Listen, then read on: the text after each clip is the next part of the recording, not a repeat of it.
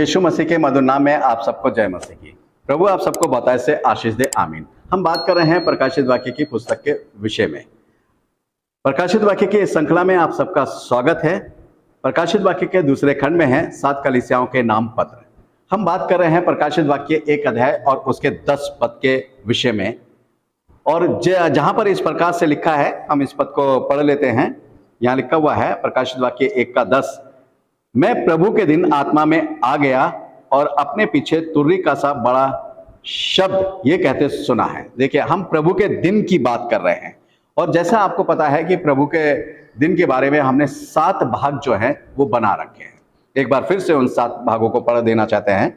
यहाँ लिखा है, पहला भाग प्रभु का दिन कौन सा है, दूसरा क्या व्यवस्था खत्म हो गई, तीसरा व्यवस्था कितनी है, चौथा परमेश्वर की व्यवस्था कौन सी है, पांचवा 10 आज्ञाओं की विशेषता, छठा 2 आज्ञाएं परमेश्वर की व्यवस्था का आधार, और 7वां चौथी आज्ञा की विशेषता। ये प्रभु के दिन के बारे में 7 जो भाग बना है ये है, जिसमें से हम 4 भागों का वर्णन कर चुके हैं। 4 संदेश जो हैं वो पूरे हो चुके हैं। प्रभु का दिन कौन सा है, क्या व्यवस्था खत्म हो गई, व्यवस्था कितनी है, परमेश्वर की व्यवस्था कौन सी है। आज हम बात करेंगे 10 आज्ञाओं की विशेषता। अब 10 आज्ञाओं की जो विशेषता है उसके बारे में वर्णन करेंगे, उसके बारे में सीखेंगे कि 10 आज्ञाओं की विशेषता क्या है। जी हाँ, पहले हम देखते हैं कि परमेश्वर ने इसे जो है, पहली जो विशेषता है इसकी, जो महत्व है 10 आज्ञाओं का, यह है कि परमेश्वर ने 10 आज्ञाओं को अपनी उंगली से लिख कर दिया। देखिए, पूरे भाग जो है, जब आप बाइबल का वर्णन करेंगे, जब आप बाइबल को पढ़ेंगे, और जिन लोगों ने बाइबल को बहुत अच्छे से पढ़ा होगा तो आपने देखा होगा कि यही एक ऐसा भाग है जिसे परमेश्वर ने अपनी उंगली से लिख कर दिया। और जब हम बाइबल की बात करते हैं, जैसे हमने अपने पहले संदेश में शुरू में हमने बात करी थी कि परमेश्वर का वचन जो है लगभग 40 लोगों ने मिलकर लिखा है।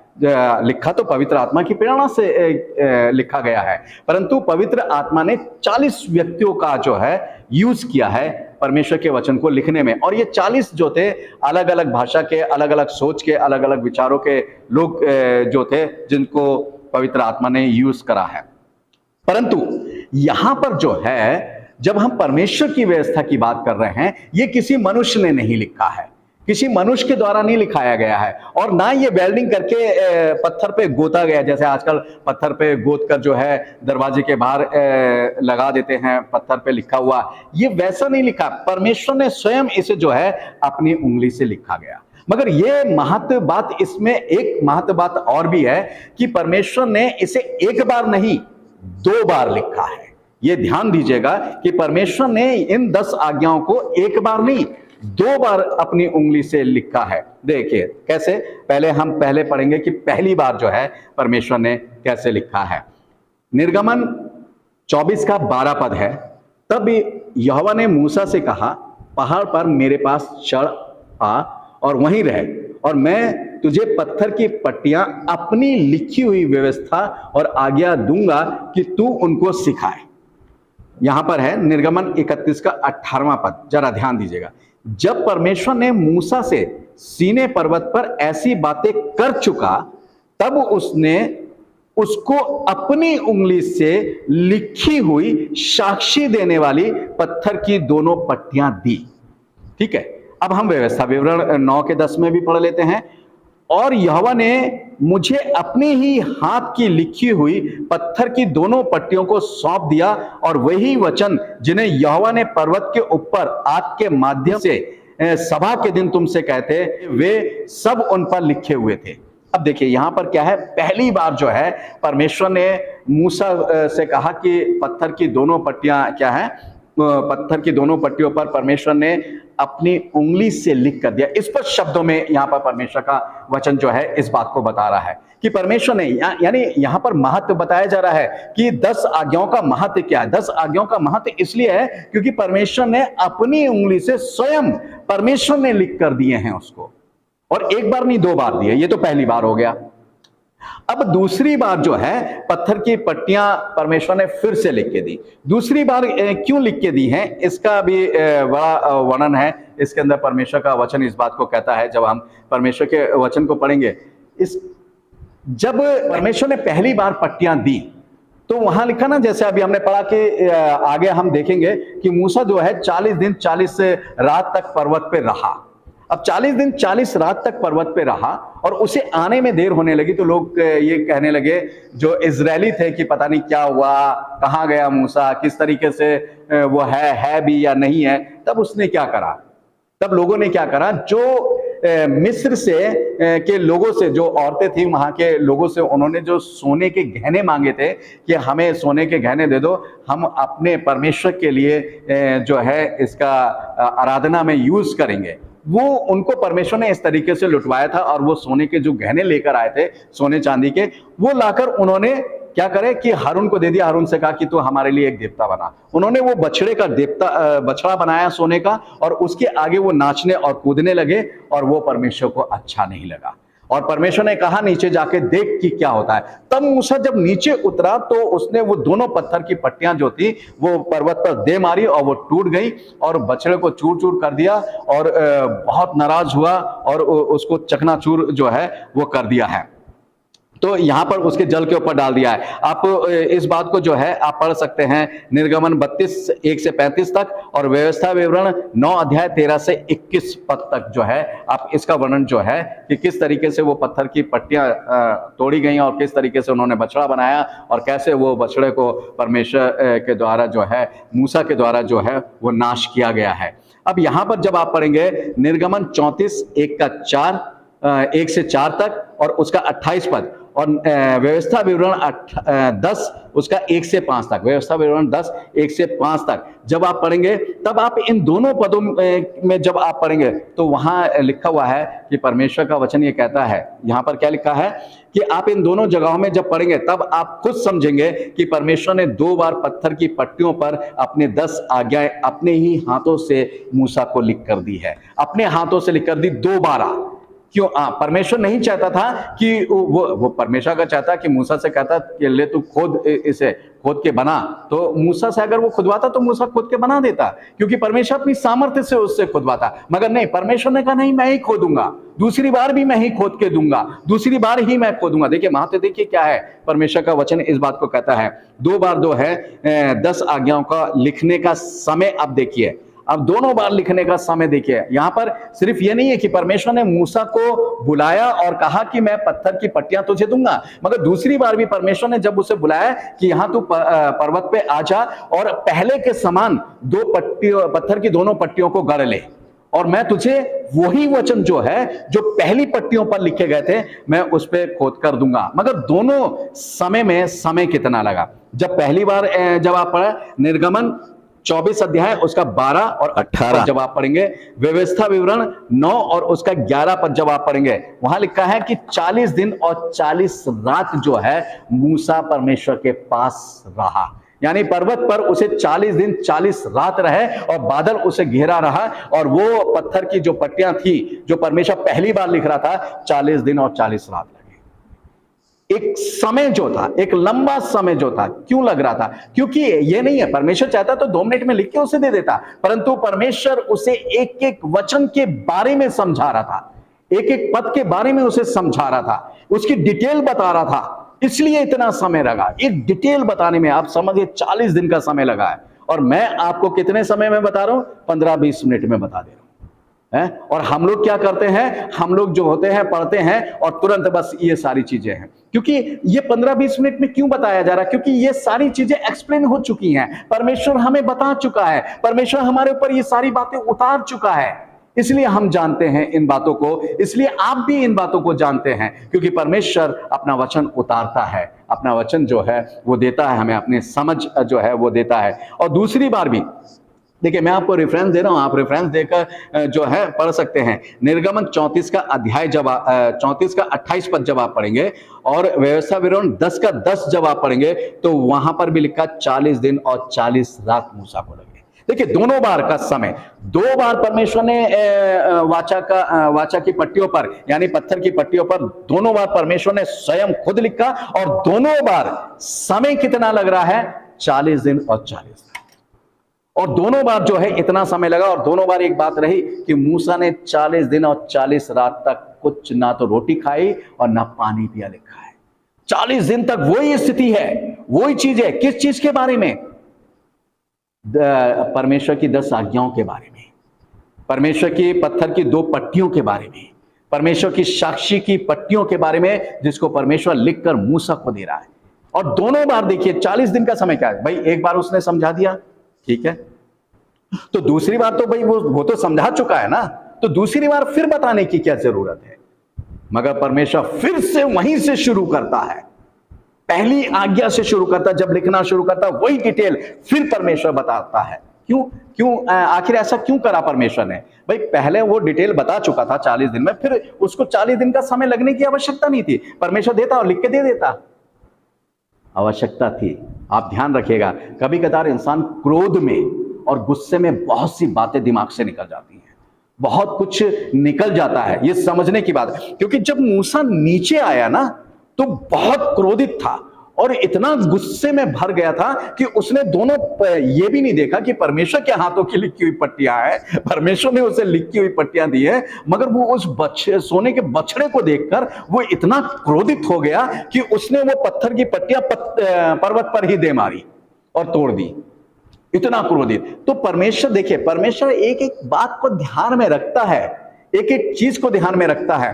वो जानता है कि मूसा इतना क्रोधित हो चुका था, हो सकता है जो बातें मैंने उसे बताई हो, बहुत सी बातें उस क्रोध के कारण दिमाग से निकल गई, और इसलिए परमेश्वर वहीं से स्टार्ट करता है ताकि अब परमेश्वर वो जो है मूसा क्रोध में ना रहे। जब वो उन पे भड़क चुका, जब वो उनको दंडित कर चुका, तब मूसा का क्रोध जो था, मूसा का क्रोध भी शांत हुआ और मूसा ने परमेश्वर का क्रोध भी शांत जो है वो कराया। इसलिए परमेश्वर ने फिर से वहीं से शुरू करा है। ये बहुत समझने की बात है। लोग जो होते हैं समझ नहीं पाते हैं इन बातों को, या समझने की कोशिश नहीं करते। देखिए पता क्यों नहीं समझ पाते? जब हम अपने आप को ज्यादा बुद्धिमान समझते हैं, जब हम अपने आप को ज्यादा पवित्र समझने लगते हैं, जब हम ज्यादा अपने आप को धार्मिक समझने लगते हैं, तो फिर हम परमेश्वर की बातों को नहीं समझ पाते। क्योंकि परमेश्वर का वचन क्या कहता है? रोमियो 3:10 से जब आप पढ़ना शुरू करेंगे, एक भी धर्मी नहीं, एक भी समझदार नहीं है, कोई भी उसका खोजने वाला। जब वो कहता कि एक भी धर्मी नहीं, कोई भी धर्मी नहीं, कोई भी समझदार नहीं है, तो इसका मतलब फिर हम समझदार बनने के, अपने आप को पवित्र बनने की जरूरत क्या है? जब परमेश्वर हमें पवित्र बनाता है, परमेश्वर जब हमें सामर्थी बनाता है ना, तो हमें यह बताने की जरूरत नहीं होती कि हम सामर्थी हैं, हमारे अंदर परमेश्वर की सामर्थ है, बल्कि वो निकल के खुद लोगों को दिखाई देती है।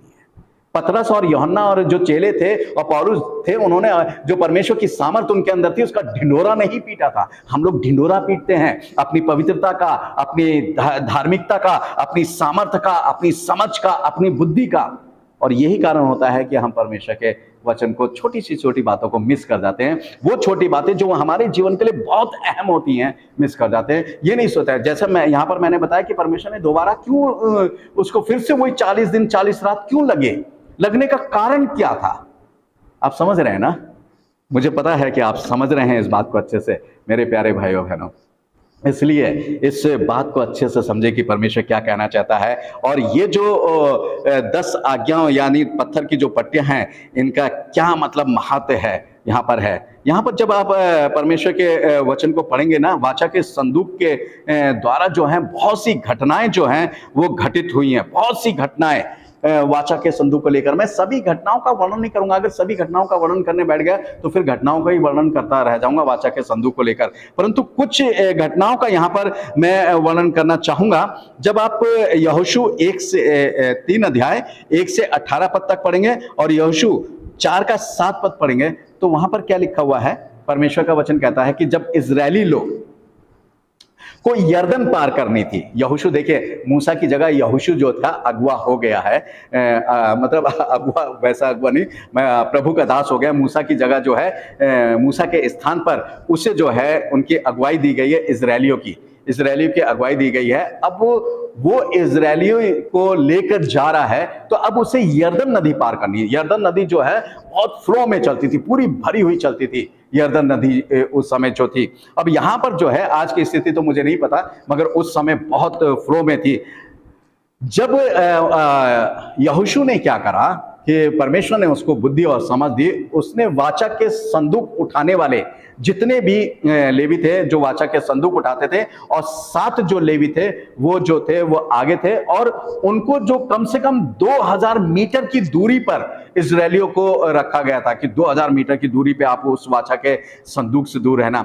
और जैसे ही इजरायलियों के जो टखने जो थे, जैसे ही पानी टखनों तक आया, वैसे ही वो पानी यरदन नदी का जो पानी था वो 2 भाग हो गया, और वो आधा इधर हो गया, आधा जैसे समुंदर हो गया था, और वो सूखी भूमि जो थी वो दिखाई देने लगी, और जितने इजरायली जो थे वो सब जो थे यरदन नदी को पार करके जो थे वो उस पार पहुंच गए।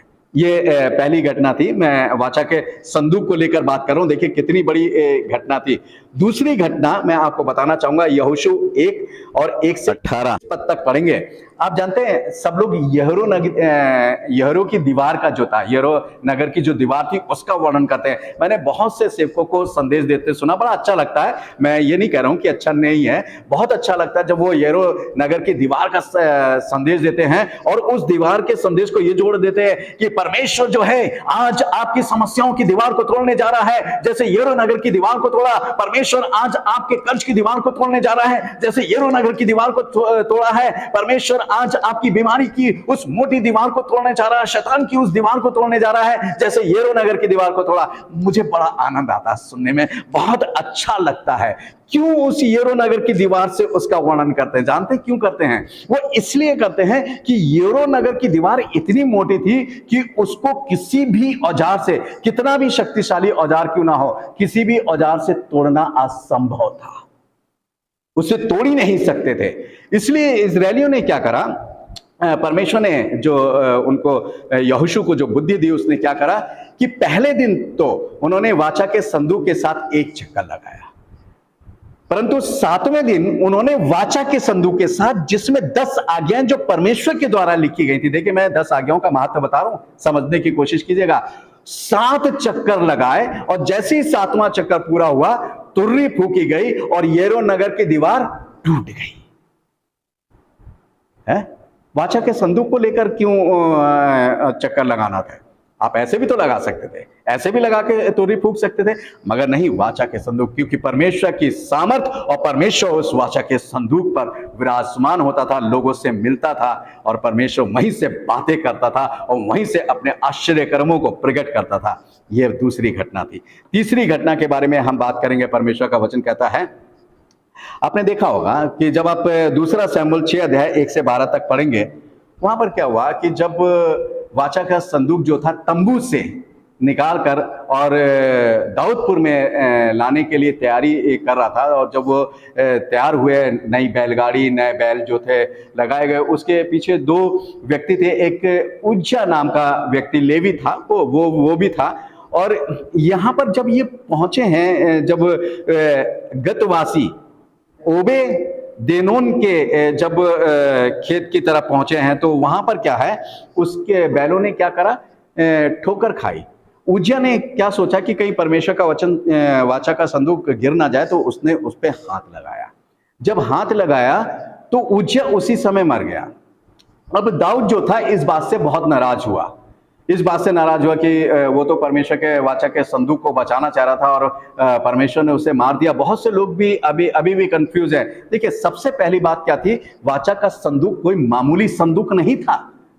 और वाचा के, आपने देखा होगा कि वाचा का संदूक कहां रखा जाता था, महापवित्र स्थान में रखा जाता था। और याजक कितनी बार, याजक नहीं बल्कि महायाजक कितनी बार जाता था उस महापवित्र स्थान में? वर्ष में 1 बार, वो भी लहू लेकर जाता था। हर समय जाने की इजाजत नहीं थी, क्योंकि परमेश्वर विराजमान था। इन चीजों को समझने की जरूरत है कि साहब उज्जिया को मार दिया। दाऊद भी इस बात से नाराज हो गया। हमारे बहुत से जो सेवक हैं वो भी नहीं समझ पाते, भाई वो मामूली संदूक थोड़ी है, वो उसके ऊपर परमेश्वर विराजमान होता।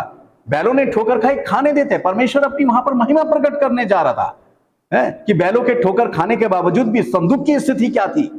मगर उज्जिया ने परमेश्वर के आश्चर्य कर्मों को रोका, आश्चर्य कर्म को वहां पर होने से रोका। बहुत सी बातें हैं, परमेश्वर की उपस्थिति को उसने क्या कह रहे हैं, नकारा कि परमेश्वर उपस्थित है। भाई परमेश्वर क्या कहता, मैं तुम्हारे संग संग चलने वाला परमेश्वर हूं। वाचा के संदूक जब होता था तो वहां पर परमेश्वर उनके साथ चलता था। उसने परमेश्वर की उपस्थिति को नकार दिया। इसलिए उसको दंड मिला और सही दंड मिला उसको। मगर जब उस व्यक्ति के घर में वो संदूक रखा गया तो 3 महीने तक रहा और परमेश्वर ने भरपूर तरीके से 3 महीने तक उसको आशीष दी, बहुत आशीष दी। और जब दाऊद ने ये सुना कि परमेश्वर ने उसे आशीषों से भर दिया है उस संदूक के कारण, वाचा के संदूक के कारण जिसमें 10 आज्ञाएं थी, तो भैया वो गया और उसने साहब वो जो है उस संदूक को उठाया और वो नाचता हुआ। देखिए दाऊद, सब लोग कहते हैं ना दाऊद नाचा, दाऊद नाचा। दाऊद अपनी जिंदगी में सिर्फ एक बार नाचा, परमेश्वर के भवन में कहीं नहीं नाचा। इस बात को ध्यान करें। दाऊद जो था, जब वाचा का संदूक सड़क से वहां से दाऊदपुर में लाया जा रहा था तो रोड पर उसने नाचा। और जो राजा शाऊल की जो बेटी थी मिकेल नाम था उसका, उसने जब देखा तो उसने दाऊद को तुच्छ जाना और तब उससे क्या कहा, तू एक राजा होकर इस तरीके से नाच रहा था, इस तरीके से। तो बोला मैं परमेश्वर के लिए इससे कैसे भी मतलब तरीके से कुछ भी कर सकता हूं, मैं जो कुछ भी कर रहा हूं परमेश्वर के लिए। वो रोड पर नाचा, सड़क पर बेतहाशा नाचा, वो नाचा। भवन के अंदर कभी नहीं नाचा वो, परमेश्वर के चर्च में कभी नहीं नाचा वो। परमेश्वर का वचन इस बात को कहता है। और लिखा है मिकल जो थी वो अब मर गई, मगर परमेश्वर ने उसे मां बनने का जो दायित्व नहीं सौंपा, उसे मां नहीं बनने दिया। वो अपनी जिंदगी भर तक जो थी वो मां जो थी वो नहीं बन पाई। परमेश्वर का वचन इस बात को कहता है। ये चौथी घटना जो आपने देखी है किस तरीके से परमेश्वर ने पूरी करी है, ये पहला शमूएल 6 के 1 से 12 में और दूसरा शमूएल 6 के 6 अध्याय 1 से 12 में और दूसरा शमूएल 6 अध्याय 13 से 23 तक में था। तीसरी और चौथी घटनाएं जो हैं वो इन्हीं के अंदर है। अब हम 5वीं घटना के बारे में बात करेंगे। पहला शमूएल 4 अध्याय 12 से 18 पद तक जब आप पढ़ेंगे तो यहां पर जो लिखा हुआ है, लड़ाई हो रही है इजरायलियों के साथ, फलस्तीनियों की जो लड़ाई हो रही है, और वो जो है वो वाचा का संदूक जो है वो भी उठा लाए हैं लड़ाई के बीच में। और फलस्तीनियों ने क्या करा है, इजरायलियों को हराकर वाचा का संदूक जो है वो छीन लिया। अब जो एली महायाजक था वो न्यूज देने वाला, जो उसको समाचार लाकर देता था, वो सुनता था कि क्या समाचार। अब उसने देखा कि वाचा का संदूक जो है युद्ध के मैदान में पहुंच चुका है, तो वो चिंतित होने लगा। उसने समाचार सुना कि तेरे दोनों बेटे मारे गए हैं, उसे कोई फर्क नहीं पड़ा। परंतु जैसे ही उसने सुना कि परमेश्वर की वाचा का संदूक छीन लिया गया है, वो जो था वो कुर्सी पर बैठा हुआ था और वहीं से वो गिर पड़ा और सीढ़ियों पे गिर पड़ा। वो उसका बहुत भारी भरकम था और उसके गर्दन की हड्डी टूट गई और वो उसी समय मर गया। ये घटना घटी किससे? सिर्फ ये सुनकर कि वाचा का संदूक छिन गया है, और वो दहशत उसके जीवन में आई और वो उसी समय मर गया। और सिर्फ बात ये यही की नहीं है, अब मैं आपको एक घटना और बताकर खत्म करूंगा। यहाँ 6ठी घटना के बारे में है। पहला शमूएल 4 अध्याय का 19 से 22 तक पढ़ेंगे। एली का जो पुत्र था पिनहास, वो युद्ध में तो मर गया था, और क्या कहते हैं, उसकी पत्नी जो थी वो जो थी बच्चा को जन्म देने के उसमें थी, और बच्चे जन्म देने के उसमें थी। परंतु उसने जब ये सुना कि उसका ससुर मर गया, उसे असर नहीं पड़ा, उसका पति मर गया, उसको ये असर नहीं पड़ा। परंतु यहां पर जब आप 21 पद को पढ़ेंगे ना, पहला शमूएल 4 का 21 पद, कि परमेश्वर के वाचा के संदूक के छिन जाने के कारण उसको जच्चा कासा ऐसा दर्द हुआ कि उसने मरते मरते एक पुत्र को जन्म दिया और उसका नाम इकाबोद रखा। इकाबोद का मतलब होता महिमा जाती रही, यानी इजराइल में से परमेश्वर की महिमा उड़ गई। देखिए उसका पति मर गया, उसे कोई फर्क नहीं पड़ा। उसका ससुर यानी एली महायाजक मर गया, उसे कोई फर्क नहीं पड़ा। परंतु जैसे ही उसने ये सुना कि वो परमेश्वर की वाचा का संदूक छिन गया, उसके अंदर ऐसी पीड़ा उठी, इतना दर्द उठा वो बच्चे का, और वो बच्चे को जन्म देते देते जो थी वो मर गई। मगर जन्म देने से पहले उसने उस बच्चे का नाम क्या रखा, जो मैंने आपको बताया है, मैं फिर से बताना चाहता हूं, इकाबोद रखा। इकाबोद का मतलब होता है परमेश्वर की महिमा जो है वो उड़ गई। अब उसने देखा कि परमेश्वर की महिमा तो उड़ गई क्योंकि संदूक छिन चुका है। देखिए संदूक का महत्व देखा आपने कितना है। मेरे प्यारे भाइयों बहनों, अब आप ये सोच रहे होंगे कि उज्जिया ने हाथ लगाया, वो मर गया, संदूक छीना गया, और एलिया महायाजक मर गया, उसकी जो बहू थी वो मर गई, उसके दोनों बेटे मर गए, इजरायली लोग जो थे वो हार गए। फिर जिन्होंने संदूक छीना वो क्यों नहीं मरे? वो इसलिए नहीं मरे क्योंकि परमेश्वर इजरायलियों से नाराज था, क्योंकि वो उसके संदूक के महत्व को समझ नहीं रहे थे, संदूक की बातों के महत्व को नहीं समझ रहे थे, इसलिए परमेश्वर ने छीन जाने दिया। जैसे एग्जांपल मैं आपको देना चाहूंगा, जैसे दाऊद ने उज्जिया के मर जाने को नहीं समझा जब उसने वाचा के संदूक पे हाथ लगाया, और परमेश्वर ने जब उनको आशीष दी तब दाऊद जो है इस बात को समझा। देखिए, संदूक का छीन जाना जो है, परमेश्वर ने उसे छीन जाने दिया। परमेश्वर ने अपनी महिमा, छीन जाने का मतलब क्या है? जब आपने देखा कि जो पिनहास की जो पत्नी थी, उसने अपने पुत्र का नाम मरते मरते क्या रखा? इकाबोद। इकाबोद का मतलब कि परमेश्वर की महिमा उठ गई, इसलिए परमेश्वर ने छीन जाने दिया कि परमेश्वर ये दिखाना चाहता था, अब तुम्हारे बीच में मेरी महिमा नहीं है, अब मैं तुम्हारे बीच में उपस्थित नहीं हूं, अब मैं तुम्हारे बीच में नहीं रह सकता। इसलिए जिन्होंने छीना उनको परमेश्वर ने कुछ नहीं कहा, बल्कि इनको करा, क्योंकि जिसको, देखिए, हुक्म किसको मिले? हुक्म इस्राएलियों को मिले, हुक्म हमें मिले। परमेश्वर ने 10 आज्ञाएं सबको दी हैं, और इसलिए 10 हुक्म जो उसने अपनी उंगली से लिखकर दिए, उनके महत्व को हमें समझना है। दूसरे क्यों समझेंगे? जब दूसरे हैं ही नहीं, उन चीज को मानते नहीं है, क्यों समझेंगे? इसलिए परमेश्वर ने उनको छोड़ दिया और दंडित इजरायलियों को किया, इसलिए परमेश्वर ने उनको नहीं मारा है। देखिए, संदूक का महत्व देखा आपने कितना है, हर एक के जीवन पे पहले कितना असर करता था। आज जो है इस वाचा के संदूक का, यानी 10 आज्ञाओं का महत्व लोगों के जीवन में रहा नहीं। आज सही में परमेश्वर की महिमा इसलिए तो कहीं नहीं दिखाई देती है, क्योंकि वो वाचा का संदूक है नहीं। वो सोचते वो खत्म हो गया है, वो तो सारी बातें खत्म हो गई। नहीं मेरे प्यारे भाइयों बहनों, आगे देखेंगे, इस संदेश में बने रहिएगा, क्योंकि इसी वाचा के संदूक में जो 10 आज्ञा हैं, जिसको परमेश्वर ने अपनी उंगली से लिखा, परमेश्वर के दिन के बारे में भी है। इसलिए मैं आपको वहां पर लेकर आ रहा हूं कि आप समझिए कि परमेश्वर की इन 10 आज्ञाओं का महत्व कितना है और उस दिन का महत्व कितना है, ताकि प्रभु की आशीष आप प्राप्त करें, कि प्रभु की महिमा आपके परिवार में, आपके चर्च में, और आप जहां रहते हैं वहां पर प्रभु की महिमा हमेशा आपके साथ रहे, दिखाई दे, और लोग जाने और कह सके, इस भाई के जीवन में, इस भाई के परिवार में, इस भाई ये जहां चर्च जाता है वहां पर परमेश्वर की महिमा दिखाई देती है, क्योंकि इसने परमेश्वर की उस वाचा के संदूक के महत्व को समझा और उसे अपने जीवन में, अपने परिवार में इस प्रथम स्थान दिया है। प्रभु इस वचन के द्वारा आशीष दे। आमीन।